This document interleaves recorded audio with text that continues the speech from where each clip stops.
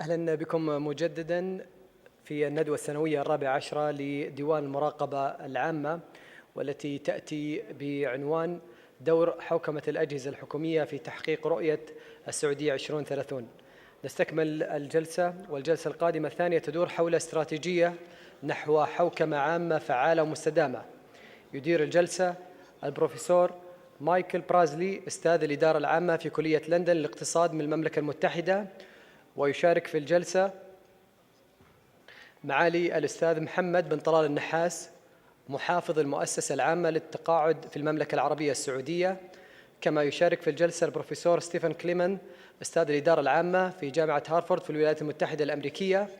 أيضا يشارك في هذه الجلسة البروفيسور جيري ستروكر، أستاذ الحوكمة في جامعة ساوث موبتون في المملكة المتحدة. ويشارك في الجلسة البروفيسور ستيفن أوسبورن، أستاذ الحوكمة من جامعة أدنبرا في المملكة المتحدة. ويشارك أيضا في هذه الجلسة الدكتور محمد بن عبد الله العباس، عضو مجلس الشورى في المملكة العربية السعودية. Good morning. Assalamu alaikum. I'm Michael Barzilay, and I'll be moderating this panel. I very much appreciate the opportunity to be chairing the panel, particularly given that I'm a foreign guest.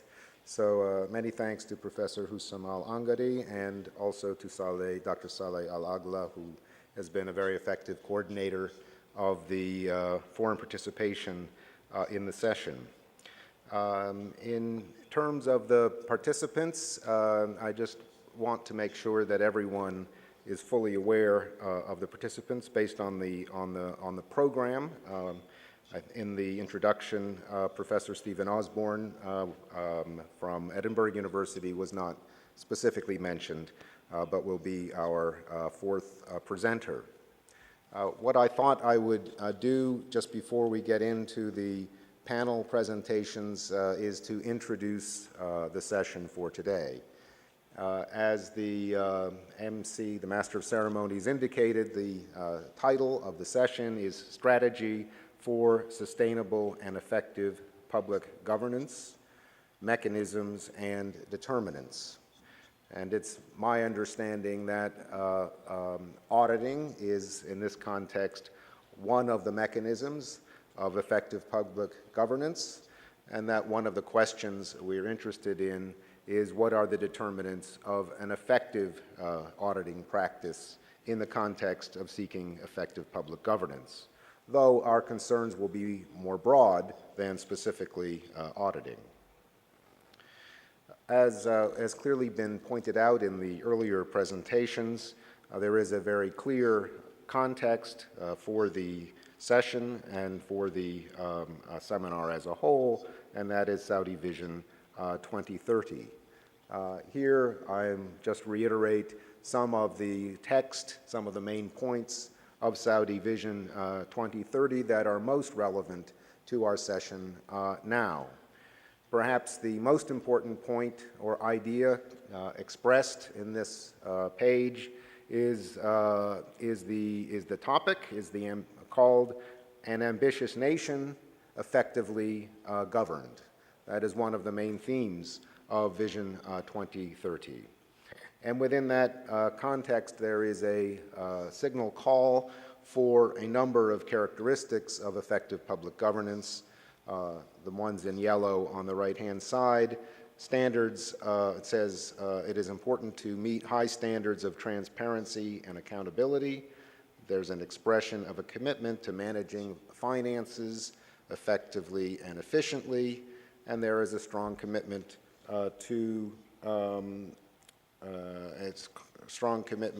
to creating agile public organizations which, among other things, track their performance. So I think that's an important sort of value statement that lies in the background, in fact, is a foundation for the discussion we're about to have.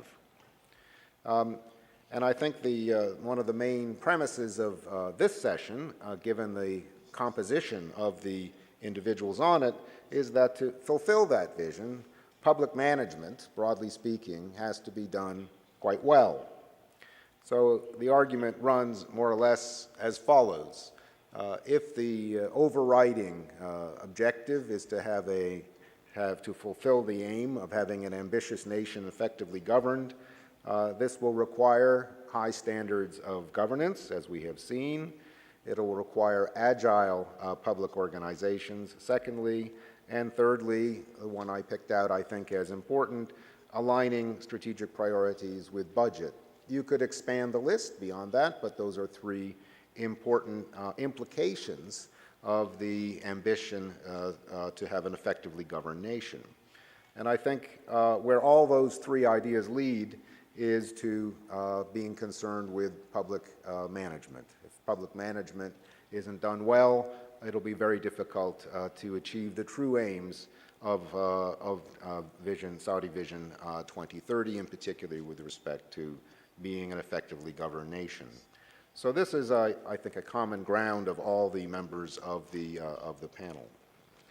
And then I think what we ought to bear in mind is that there are multiple challenges associated with achieving that vision, and we might want to delineate them somewhat simply by identifying three levels of challenges effectively associated with different levels of aggregation of institutions in the governmental sector. So at the kind of middle level, meso level, we might be interested in challenges that apply to institutional subsystems, and we could think of audit and compliance as one institutional subsystem among many, but clearly a target of our interest in this session.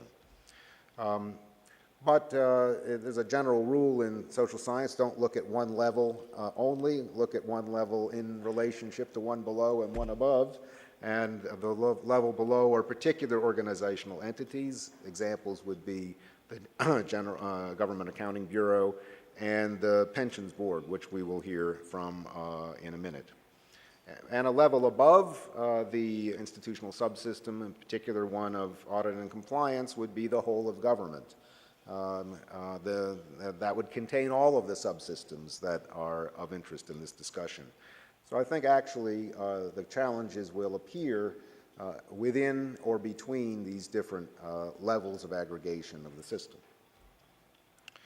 The charge to the panel that I was given and I've shared is in 3 points. One, the session is to discuss opportunities to develop what are called governance structures, and governance structures that are aligned with the direction of Saudi Vision 2030. The session is meant at certain stages to specifically consider the role that the General Accounting Bureau would best play in developing such governance structures.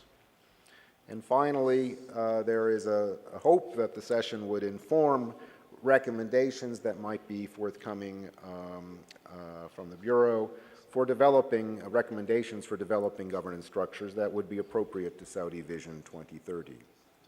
Now, the presentations will have a somewhat broader coverage than would be indicated specifically by the charge. So this would just show you the full dimensions of what we're interested in. I would say that most of the presentations will fit in one or the other of these circles. Therefore, about high standards of governance, about agile public organizations, and about all three levels in the system: whole of government, institutional subsystem, and organizational entities. I'd like to suggest that there are some ideas that probably every member of the panel would not dispute. They may even agree with, and these ideas fit multiple themes. I just want to cover that very quickly. So some of the themes, some of the ideas fit the theme of governance, and I just have a series of propositions that I think are uncontroversial among the members of the panel. One is that confidence felt by citizens and stakeholders in their collective life depends on adequate governance of the institutions and resources of the state. And the second proposition is that integrity is a characteristic of public institutions, but only when they are adequately governed. Third proposition is that integrity depends on accountability. So accountability is a source of integrity. And finally, auditing, being a mechanism of accountability, is important to governance because the confidence felt by citizens in their collective life depends on auditing, considered as a mechanism of accountability. So I think these are common ground ideas about governance. But that's not the only theme among the ideas shared by the panel. Some, I believe, have to do with public management. So just a series of propositions like what I had before. So citizens do rely on public institutions for the adequacy of public programs, and public programs here cover also the delivery of public services, if you prefer to express it that way. Secondly, the adequacy of public programs depends on government organizations and, in particular, how they operate. So we ultimately do need to be concerned with the operation of government agencies. Otherwise, citizens will not be satisfied with the delivery of public programs. Now, the adequacy of the operations of government agencies depends on how they are managed. And how they're managed depends on how mechanisms are actually used in operating those organizations. That's an important point because auditing, after all, has an influence on the adequacy of public programs by influencing the mechanisms of management in agencies and how they work.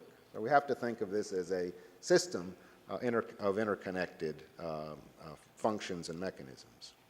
And then I think a common ground that's getting a little closer to auditing itself, I would call management, although you could equally call it administration. Now these are very old-fashioned ideas, 100 years old. They may not be of interest to everyone, but the source here is Henri Fayol, a Frenchman who wrote Industrial and General Management just about 100 years ago.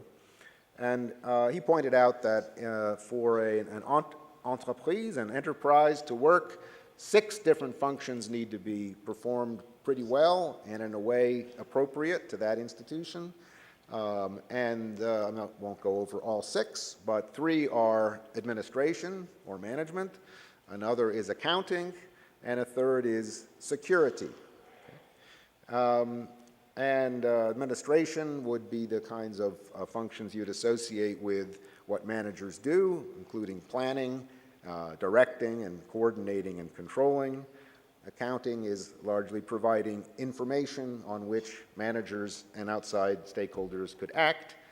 And lastly, security involves protection of assets and personnel. And not everyone remembers that there are these differentiated functions of organizations. Auditing relates to each one, but perhaps in a somewhat different way in each case. Auditing will relate to administration, for example, in reinforcing the ability of managers to use the mechanisms of management in their institutions. So we might differentiate those functions a little bit and think that auditing is a category of mechanisms for controlling as an aspect of administration. That's one differentiator. And another is that auditing can work as a support for mechanisms to fulfill the security function. These are quite different sort of missions for these organizations and might be distinguished conceptually. So now, warming up to the actual panel, we have an opportunity to pool together ideas and experience coming from Saudi Arabia and beyond. We have common ground in that we are all familiar with Saudi Vision 2030. If I'm right, we have some common ground around ideas about governance, management, administration, and auditing. And our challenge is, on the basis of that, to identify some challenges that are specific to the here and now in Saudi Arabia. And our participants are listed here, and we will follow the order in the program. And I will then just suggest we might sharpen the issues up a little bit, but I think I'll come back to these issues when the time comes after the presentation.